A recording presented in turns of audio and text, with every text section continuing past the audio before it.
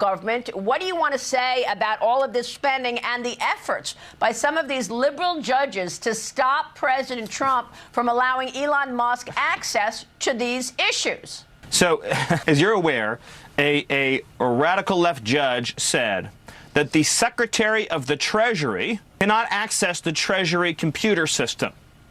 This isn't just unconstitutional. That ruling is an assault on the very idea of democracy itself. What we continue to see here is the idea that rogue bureaucrats who are elected by no one, who answer to no one, who have lifetime tenure jobs, who we would be told can never be fired, which of course is not true, that the power has been cemented and accumulated for years, whether it be with the Treasury bureaucrats or the FBI bureaucrats or the CIA bureaucrats or the USAID bureaucrats, with this unelected shadow force that is running our government and running our country.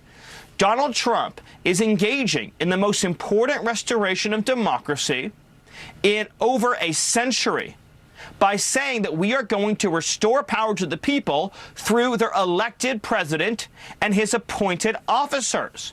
That is the only way we can have true democracy in this country. You elect a president, he appoints a staff, the staff transparently carries out his orders on behalf of the whole nation. But this nonsense, where we have rogue, unelected, unaccountable, and previously unfireable bureaucrats who do whatever the hell they want, with no one telling them and no one controlling them, we're not going to let that happen anymore. We're going to have a democracy, and we're going to have an executive branch that serves the American people, that answers to the American people, and that answers the will of the American voter. George Soros's prosecutors were reportedly getting money. Did anybody really understand where this money from USAID was going? Stephen, was this being just a slush fund for the Democrats' favorite causes like sex change operations in Guatemala? Yes, the USAID was a slush fund, first of all, for left-wing projects around the globe, like gender surgeries around the world, diversity, equity, and inclusion policies, crazy Green New Deal climate scams, and every other lunatic left-wing project that is bankrupting this country. But even beyond that, it was funding an army of left-wing activists, these NGOs, non-governmental organizations, NGOs. They get billions and billions of dollars, and they use that money to then infiltrate corporate America, to then infiltrate the public sector, to then resettle, for example, at taxpayer expense, millions of illegal aliens into this country, to drive racist equity policies, to drive radical left gender policies.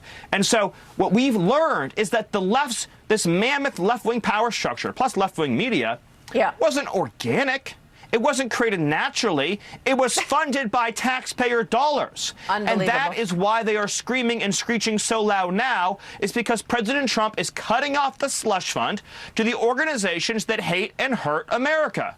And he's also cutting out the people who are getting these intelligence briefings, who may not should not be able to get these intelligence briefings. The president revealing more people that he's revoking national security clearances and intelligence briefing, including Joe Biden, including the 51 spies who lied, including perhaps Anthony Blinken and Jake Sullivan. Of course, Jake Sullivan, one of the mouthpieces of the Russia collusion hoax so many years ago. Your reaction?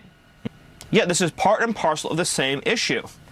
People leave government, they are now private citizens, but they continue to have access to sensitive secrets, and then they use that access in conjunction and partnership with the bureaucracy to weaponize intelligence against American people and against political enemies.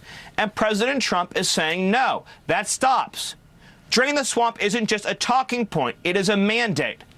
For 4 years, this issue between 2020 and 2024 was endlessly litigated before the American people about weaponized justice, about weaponized intelligence, about weaponized bureaucracy. And the American people elected Donald Trump, and they said, shut it all down. Shut down the weaponization, shut down the abuse of our intelligence system, shut down this entire system that crushes our rights and freedoms at the expense of a privileged few. And that is what he is doing. He is following through on the mandate that the American people gave him to say that our intelligence system and our law enforcement system are not going to be partisan weapons and partisan tools anymore. They're going to be used to keep America safe, to keep terrorists and illegal aliens from hurting our citizens, and they're going to be used to protect the American Republic, and that's what's happening, Maria. Stephen, it's great to talk with you.